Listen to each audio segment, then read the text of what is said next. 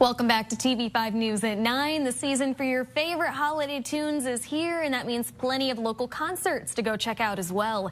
Here this morning, we have a few special guests from the Saginaw Bay Symphony Orchestra here to talk about their upcoming concert, Holidays with Saginaw Stars. Joining me are Billy Petty, Charles Allen, and Todd Michael Hall. Guys, thanks for being here. Yeah, thanks. Thanks for having us. Very exciting to talk about this concert.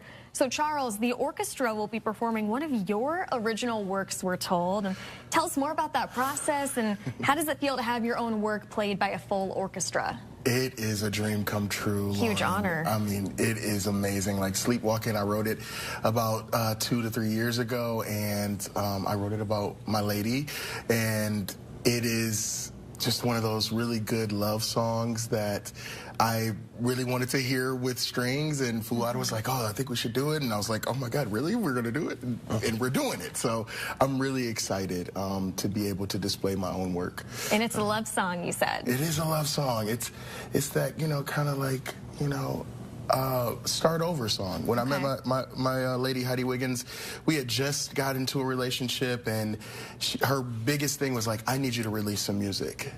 And you guys will get to hear the story. It talks about our first date. It encapsulates her wanting me to release music and press to do that, and that's what made it possible. Sounds beautiful, and we want to hear more about your musical journey as well. Tell us, why do you love to sing? Where does that passion come from? My mom has invested her time and energy in making sure that I am the singer that I am today. Her name is Cherie Williams. She's the princess of the rock and gospel blues. Since the day she sang Purple Rain at Wise Guys Bar when I was 8 years old, I said, I want to make people feel like that. And that's how we got into music. I love it. Billy, as someone who's performed multiple times at Carnegie Hall in New York City, as a vocal soloist, you've also lent your talent, of course, to the Saginaw Bay Symphony Orchestra, the Saginaw Choral Society, Hopevale Church, Peace Lutheran Church, goes on, you name it.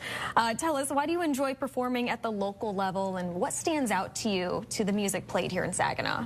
Yeah, you know, I started singing when I was a little kid, probably like these guys, probably like everybody just sings when you're little, you know, and but I love Saginaw, and I've always lived in more metropolis spots like Detroit, Philly, Boston, Nashville, but Saginaw is really special, and I love the idea of Saginaw being home and singing here, and there's something special about the Temple Theater too. It's a really beautiful place, and you know, Carnegie Hall's really cool. And these guys have sang on some pretty big stages, like American Idol, The Voice. Like, I've never done anything like that, but Carnegie Hall's amazing. And but like, you don't really know all the people there, but like when you know the people, it makes it so much more special. So like to feel like you're at home, you know, 15 minutes away from the Temple Theater, it's pretty special. So it'd be pretty awesome. All three of you are so accomplished, by the way. I mean, it is so exciting to have you sitting in our studio today. And Todd, we also want to mention your range is very diverse. You've toured the world as a lead singer of a metal band and sang in front of a full symphony orchestra, of course. And how do you prepare yourself to go from what looks like one extreme to the other? What does that look like for you? Yeah, I mean, to me, it's the symphony is always an interesting experience, you know, because I don't do it as much. Obviously, I'm pretty used to the band situation. I've been doing that for, I don't even want to say 40 years now.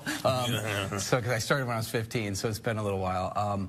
You know, the symphony is just a different thing, and we don't get a lot of time to rehearse with the symphony. Symphonies, they're very professional musicians. They come, you get that one night to rehearse, and that's it.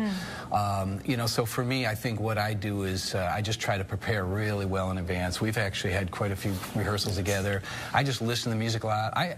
That's one thing that I think people probably think is that I'm singing all the time to prepare, but I really don't. For me, it's more I listen, and then I make sure I know the timing and stuff really well. So it's not as much full-throated singing practice for me all the time. Maybe you guys are different, but I don't know if I have. Who got time for that, you know? But I'm mostly just listening to it, you know. And, you know, morning and day. Especially, you know, for this one, we had to learn Nessa Dorma, and I had to memorize this Italian pronunciations of stuff. I have no idea what I'm saying, really, but I'm trying to make it sound as authentic as possible, so yeah. Yeah, and real quick, tell us about your metal band that you sing for. Yeah, I sing for a band called Riot, and they're amazing. They've been around really for many years. So I'm just the latest singer. Technically, we're known as Riot 5, Riot with a Roman numeral V. And but no, I do get a nice chance to play some shows. I have some shows in Europe coming up in May, and South America coming up in July. And yeah, it's kind of enough to get you to scratch the itch, and then I could come back home and run the family business and be the normal guy too. You know. So cool. Thank you. Well, holidays with Saginaw Stars.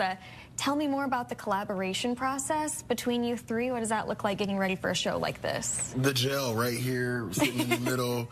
He's the guy. Honestly, Billy has been like a help for both of. I would say, I don't want to speak for Ty. We're not a monolith, but he's been on it. He had this first lyrics for, "Hey guys, just come. We'll come to the church and we'll get you together." And he's been awesome. I mean, he got to pick all the songs. So no. And Billy's being so modest right now too. No, he's amazing. He plays good piano. Like, we were sitting there, we've had some great rehearsals. I think that's the best part of this, is being able to collaborate and have camaraderie. Thanks, buddy. You know what's really fun to hang out with singers who, like, when you're in a rehearsal in a musical setting, you're wanting a singer to hit the gas pedal so you have something to work with. And these guys hit the gas pedal, and so we have a lot that we're able to shape and form together, which is really cool. And I'm a music director, producer, like, by trade. So like I'm always listening, always forming and shaping, and I'm not as much of I perform, and I am a performer, but these guys are more performers than I am. So it's fun to kind of run in the music director lane a little bit with our vocal rehearsals too. So it's fun. Well, Billy, remind us again, what kind of music should people expect to hear at this holiday concert? Oh yeah, just a collage. Like, you'll get his original song. He and I are going to do Brian McKnight's One Last Cry, which is really cool. I'm going to do Oh Holy Night. What's the one you want us to join you on? Santa Claus is Coming to Town. Santa Claus is Coming to Town. Classic. We're going to do a rock duet by the Damn Yankees. Sorry for swearing. We'll allow it. Yeah, that's right. Here I Go Again. Here I Go Again. Oh, yeah. That's Damn Yankees, right? No, High Enough is Damn Yankees. High Enough is Damn Yankees, yeah. But you're going to do Here I Go. I'm all rock, you know. Can you imagine? What a surprise. Quite the range of songs. Here I Go Again, yeah. And I'm going to do Oh Holy Night. I'll do Josh Groban's You Raise Me Up. And then we're going to close with a big, fun, like, classical duet. It'll be fun. Nessun Dorma, the one that... Classical trio, sorry, that's right. Wow. The one that was made popular by Luciano Pavarotti, Placido Domingo, and Jose Carreras, the three tenors, you know, so that'll be fun. Well, and we want to mention, of course, the Saginaw Bay Youth Orchestra will be joining you on stage as well. For young musicians watching at home, what message would each of you like to share about being a part of something bigger like this? I think in this weird time when you have AI music come out, and sometimes it can be depressing as a musician. One of my bandmates played me a song that he made on Suno or something, and the singer on it was so good, and it's just not even a real person. But the reality is, you know, symphonies are all about the live experience, and you know, AI is not going to replace someone actually playing something live. So I think that's something to keep in mind as a musician. You always have that aspect to look forward to, and what the funny thing is, I'll meet people who'll be like, I would never want to get up on stage. But if you're the kind of person that likes to perform for people, it's just, it's kind of indescribable what it's like to be in that spot, especially in a place that's so beautiful like the Temple Theater. Charles, we got you nodding your head along. What about you? I was just nodding because, you know, for me, music has always been the hospital for me, and it's been the place of healing. So I know that so many of our youth struggle with mental health, and I think that this is the greatest expression that I could ever have. So, you know, for youth to get involved with music and get that healing, I just really hope that they take that opportunity. Yeah, definitely. My daughter is 10 years old. She's been playing strings for playing violin and taking lessons with the Saginaw Strings for years. A lot of the kids in the Saginaw Bay Youth Orchestra have come up through the Saginaw Strings program. Little plug, shout out there for you, Ruth Ann Rollo. So it's a great program. If you're interested in getting your kids involved in youth orchestra, that's a great place to start, is Saginaw Strings.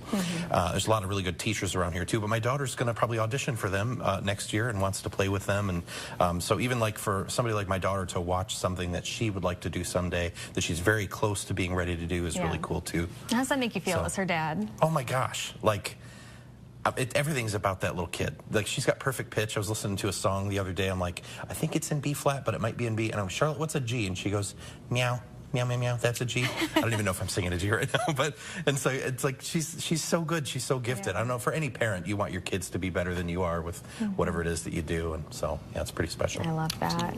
Well, thank you all so much for being here today to give us more information on your upcoming concert. Sounds like it's going to be a great night. Lots of fun. Yeah. People can still get tickets to this too. Yeah, absolutely. You can go to the Temple Theater's website and jump on there and grab some tickets.